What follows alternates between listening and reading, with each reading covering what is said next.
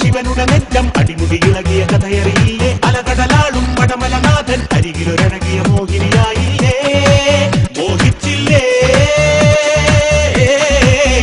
പണ്ടെന്നോ പെണ്ണു വന്നാൽ മാമുനി പോലും പെണ്ണ തന്നെ ഈ മണ്ണിൽ പാവം പാടി പിന്നെ ഒരു ഗ്യാപ്പ് കിട്ടിയാൽ നീ അവിടെ കയറി ട്രൈ ചെയ്യുന്നുള്ള കാര്യം മനസ്സിലാക്കാൻ ഞാൻ ഇത്തിരി വൈകിപ്പോടാ.